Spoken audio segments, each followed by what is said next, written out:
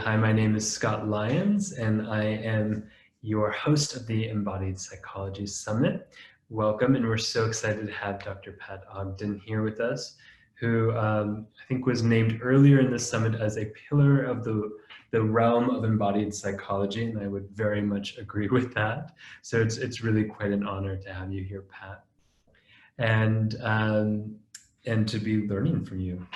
I've been trying to make space in my life to actually hang out with you in a room somewhere, but this is as close as I've gotten so far in the last few years. So I'm excited and looking forward to having time with you in person as well. So without further ado, I'm going to formally introduce Dr. Pat Ogden.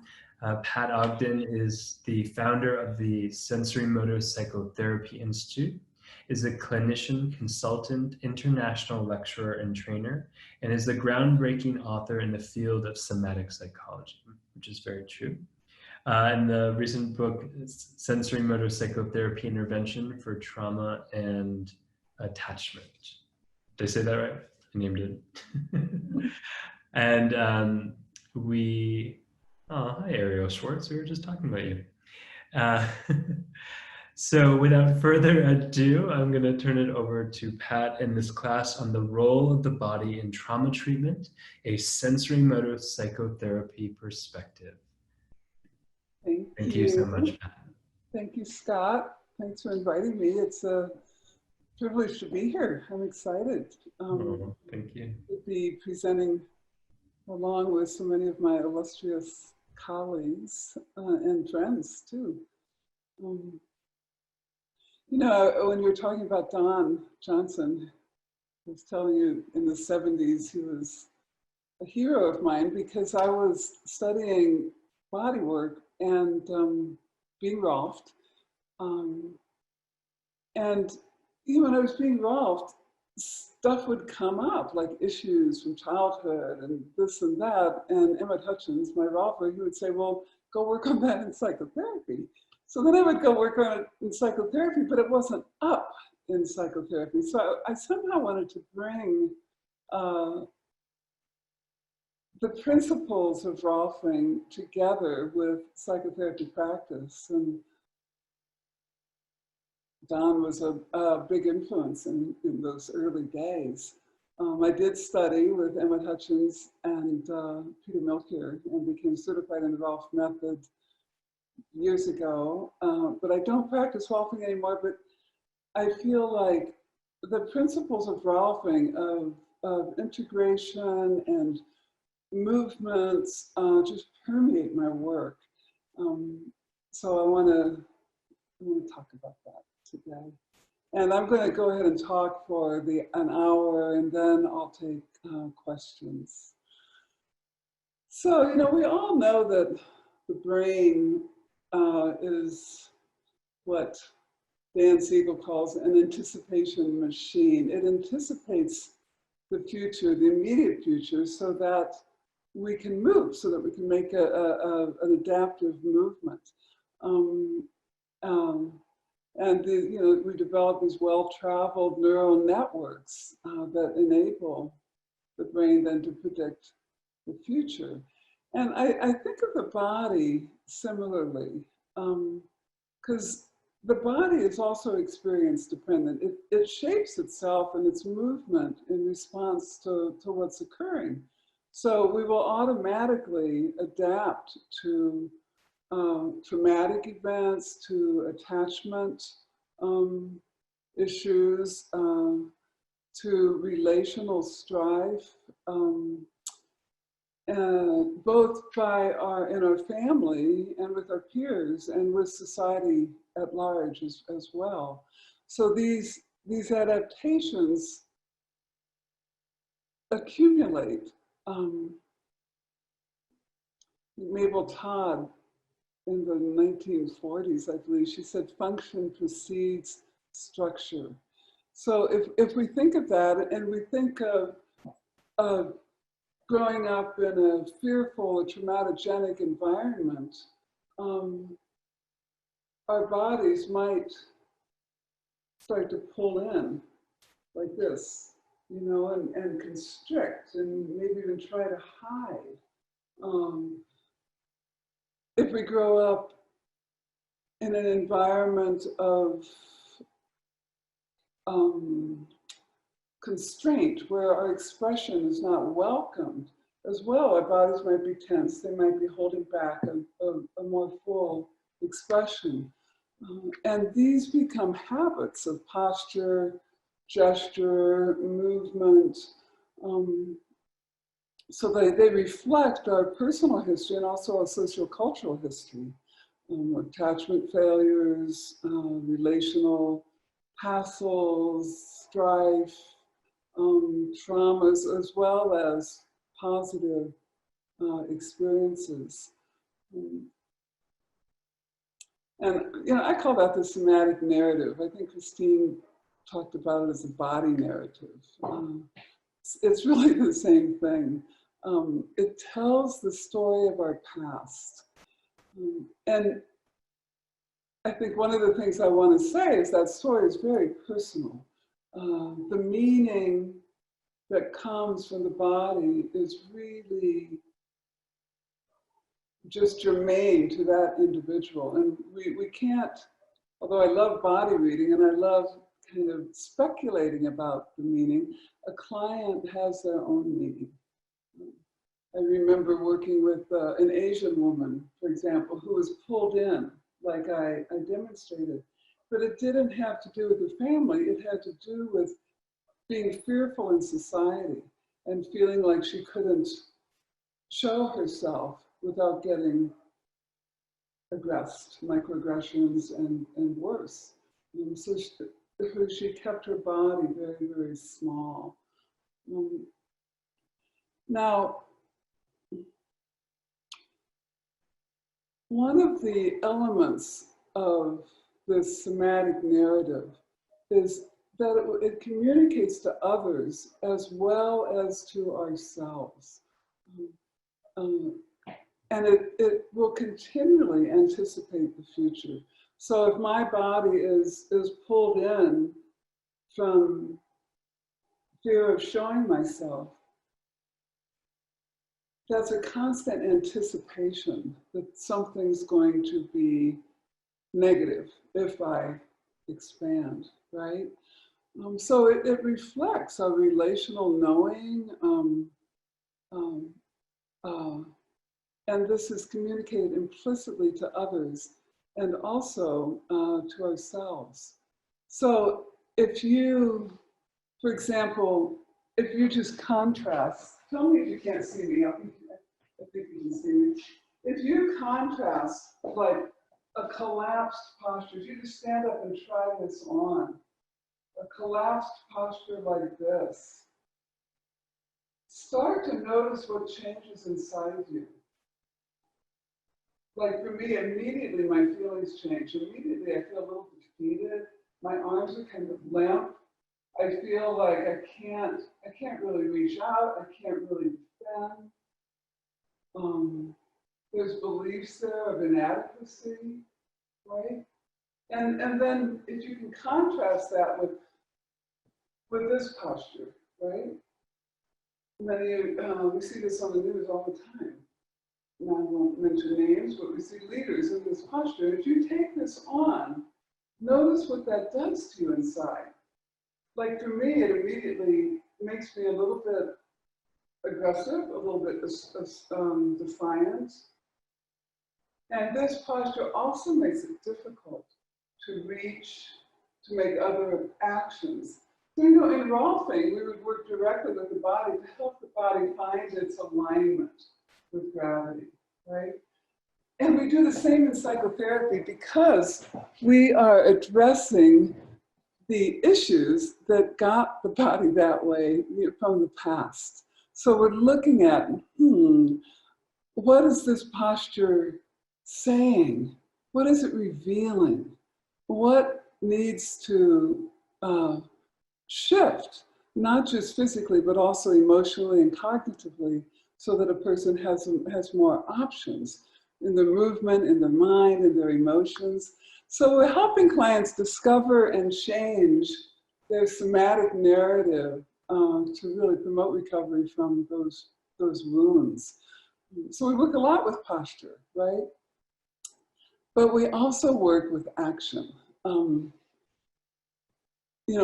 John Bowlby, who's considered the father of attachment theory, he talked about proximity-seeking actions. He taught us about that even babies will make actions to attain the nearness of their attachment figures, right?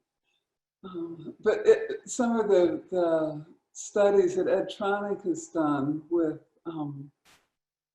infants, where he's an infant researcher, and he will have a caregiver playing with a child. Child's usually in a high chair, and then he will ask the caregiver to have a totally still face and won't respond to the child. And you see the child go through all these movements to try to get the attention of the caregiver, reaching, crying, leaning forwards. But eventually, when those actions don't work, the baby collapses. They lose their postural integrity and they give up. Now, there's a reunion in Ed's videos where the mother, the father, and the baby are reunited and soothed and comforted, and the repair happens. But if that doesn't happen, just think what that might do to proximity-seeking actions. In fact, if you try just without thinking about it, if you just reach out, like just reach out with your arm, like however you want to reach, just reach in a way that feels right to you, and notice how you're reaching. I'm not going to demonstrate it just yet, because if I demonstrate it, you'll probably mimic me. I want you to get it from your own body. How does your body want to reach out? And just notice it. Are you reaching out part way? Are you reaching out eagerly? Are you reaching out in some other fashion? One of my clients, for example, who was abused as a child by her caregivers, at one point in our therapy, we were talking about her isolation, and she goes, well, I'd like to reach out. And her shoulders went up like this. I'd like to reach out. So you see how a full integrated reach was truncated. Her reach was combined with fear, which makes sense, right? Another woman reached out halfway, like, I hope you can see, tell me if you can't see my body, like halfway like this. And she said, well, why would I reach out? There's not going to be anybody there. So her action had been modified to adapt to her environment. And both these clients had trouble with intimacy and with relationship. I'm thinking of another client who was a man who reached out, palm down, rigid arm. Like if you just try that on, can you feel almost like what this gesture is saying? Like if you're reaching out to another person, it's not really a connecting reach, right? And for him, he said, my dad abused me, my mother never protected me. Why would I ever reach out to anybody? So in the therapy then, the actions held a wealth of information. That last gentleman that I talked about, his task was really to learn to reach out with an open palm, with an expectation of reciprocity. Just attempting that brought up so much fear and emotion for him, because he implicitly, I feel, remembered when he was a little boy who had reached out with that expectation and been met with rejection or abuse.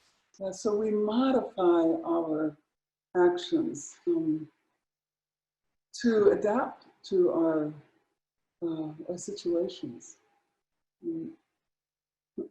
So what is trauma? Many people talk about trauma as an event. I think of it much more in terms of its impact, although there are some events that are traumatic for everybody. But right now, for example, the pandemic is traumatic for many people, and for many people it's not traumatic, even though it is a global trauma. So Saltbeatney and Perlman defined it as trauma is the unique individual experience of an event or a series of events or a set of conditions where we can't integrate what's happened. And we experience a sense of threat to our bodies, our integrity, or our sanity. And right now, culturally, we're dealing with many traumas. We're dealing with the pandemic. We're dealing with the inside threat, which is also a trauma. When the trauma's on the inside, the COVID, if we get it, it's a threat on the inside, right? We're also dealing with oppression and racialized trauma. We're dealing with the trauma of the media in many ways. Suicide is really up for young people, and there's lots of connections to social media that influences that.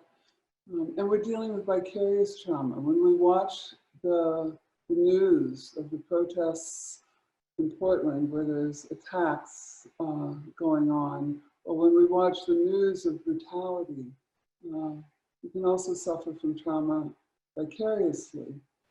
Now, whether we're traumatized or not by that depends on our own resources, the patterns of neuroception. I love that term from Steve Porges. I hope that he talked about that the other day. He coined that word neuroception to speak to the nervous system's ability to detect safety, danger, and life threat.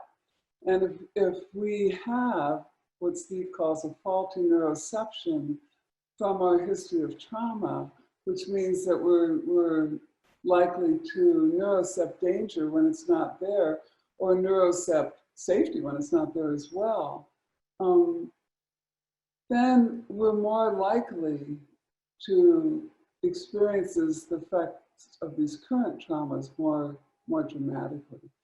And all this is very body-based, of course. Trauma, first and foremost, affects the body.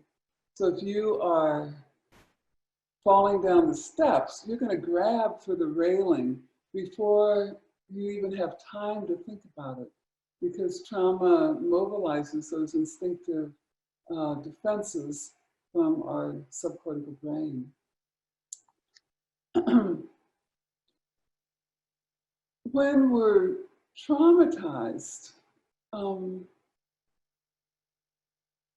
we have a propensity towards a dysregulated nervous system. I mean, if you imagine, don't do it in a big way, but imagine that, say, there's a fire and you have to get out of the building. Can you feel right away how your arousal goes up? Like I could feel it just a little bit in myself. My arousal starts to go up because that arousal will mobilize my action to get out, right? If there is no hope in a trauma of escaping or fighting back or getting help, then our arousal will go very flat, right? Steve probably talked about the dorsal vagal system. It'll stimulate that dorsal vagal system that slows everything down and pertains to that feign death response. Now, those are natural responses in the face of threat, but often the arousal remains dysregulated. And we work with that in therapy. We want to help kind of re-regulate the nervous system so it's within, arousal drops to within or comes up to within a window of tolerance. That's a term coined by Dan Siegel in his 1999 book, I think, The Developing Mind. I love that term, the window of tolerance. When arousal is in that window, your physiological arousal, then you have the capacity to integrate whatever is happening on the inside as well as stimuli from the outside. When arousal goes outside of that window, our thinking brain starts to shut down, right? And we can stay in those states. One of the reasons that's particularly important these days is because prolonged states of hyper and hypoarousal outside of that window is really bad for our immune systems. It's associated with more compromised immunity, and we need our immune systems to be strong right now in the face of this pandemic. Attachment and relational strife can also be traumatic. Not necessarily traumatic, but when it is strong enough that it evokes that dysregulated arousal, then we would define it as a trauma because the person has neuroceptive danger or life threat, right? One of the ways to think of relational issues is in terms of recognition. I like that term a lot because it speaks to, as Jessica Benjamin says, that response from the other which makes meaningful our feelings, intentions, and actions. The response from the other that makes meaningful our feelings, intentions, and actions. And think about the impact of that on our bodies. Like, if you imagine that somebody that you're with, recognizes you, they get you, they feel you deeply, they understand you. And like, imagine growing up with recognition like that. It's just a lovely, full feeling, isn't it? But there's also misrecognition. Charles Taylor, he's a professor of philosophy, actually, and in 1994, he wrote a book called Multiculturalism, Examining the Politics of Recognition.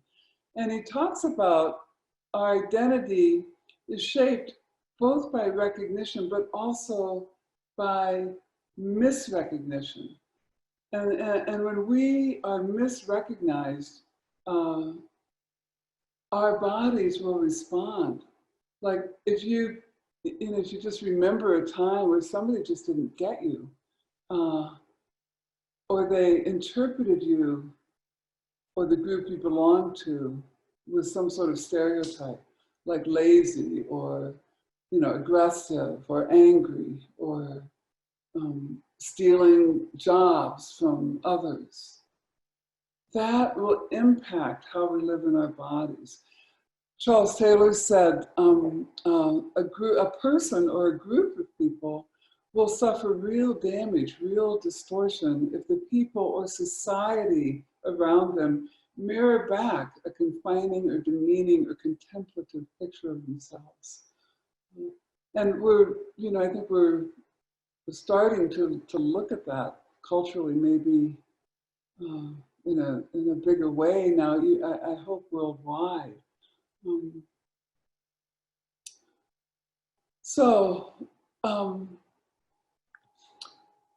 Our first task, I always feel with my clients, if their arousal is outside of that window, the first task is to regulate that dysregulation, to help them find resources to bring arousal into the window.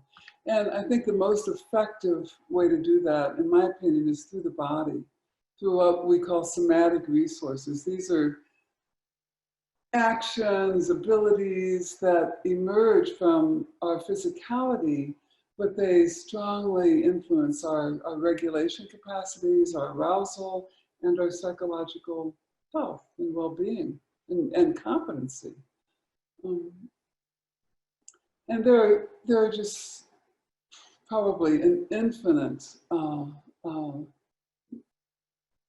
number and kinds of somatic resources that we can use, from that aligning the body to grounding, being able to feel your feet, push your feet into the floor, to pushing away, to reaching out, to using your breath, to moving your legs. Although, honestly, with the breath, I think there are, I just want to say there are some cautions, because with many traumatized people who have a really, really tight diaphragm, struggling to take a deep breath can be frustrating and anxiety producing. So I just want to mention that, because I think we often think that a deep breath is good for everybody, and it is in the long run, but these resources have to be tailor-made to the client. And many times we'll suggest a resource to a client, or we'll try a resource, but it's not right for them, and we have to do something else first. Like we might have to work with movement, through the spine, etc., and find other ways of loosening the diaphragm before we can really work with taking a deep breath. The other reason, as Steve Porges might have mentioned, is that for trauma survivors whose default defense has been that feigned death or hypo-aroused response, deep breathing can stimulate the dorsal vagal system, and if that relaxation, if that dorsal vagal system is coupled with fear, as it is in a feigned death response, it can also lead to anxiety. It cannot feel good to the client. So I'm saying that because there's no one size fits all with somatic resources.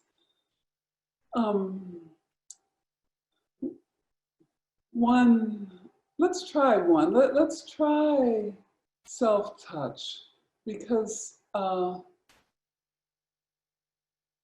with trauma survivors especially, this is a resource that's often absent or not accessible.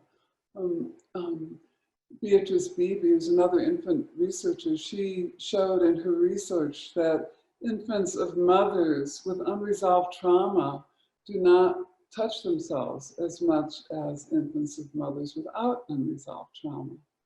Now, isn't that interesting, right? So with trauma survivors, simple self-touch can be incredibly evocative. So if you let's just try simple bringing your hands to your heart. And if you just bring your hands to your heart, just notice that. Notice how you brought your hands. Notice what happens when you bring your hands to your heart. And any response that's authentic to you, will have value. These somatic resources, it's not like trying to make you have a response. It's like a little experiment to see what happens. So what happens when you bring your hands to your heart? Like for me, it immediately kind of softens my body. My energy starts to drop a little bit. I feel a little tender. It's a good feeling for me. But that's not always the case. in one severely traumatized man,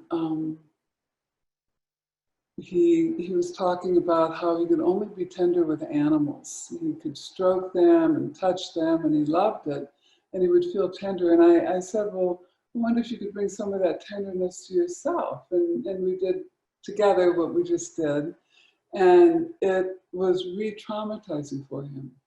He said, I feel like I don't deserve this. He said, I shouldn't be doing this. Other parts of him came up. Memories started to flood back for him. It was really dysregulating. His arousal started to shoot up. So we had to abandon that for him, right? Yeah. So in another client I'm thinking of, she had talked about protecting her broken heart. She'd grown up on a farm, and the only beings that she could relate to who didn't abuse her were the animals, but the animals were slaughtered. And she said that she just had to protect her heart. So she brought her hands to her heart to kind of make contact with her broken heart. And for a moment, for her, it felt warm, but then she said, I don't want to keep my hands there. And her brain, she said, I kind of went into that uh-oh mode. So for her also it was threatening. So we don't want to make assumptions. These are all little experiments. What will help the client's arousal come down? Yeah. Or come up if they're hypo-aroused.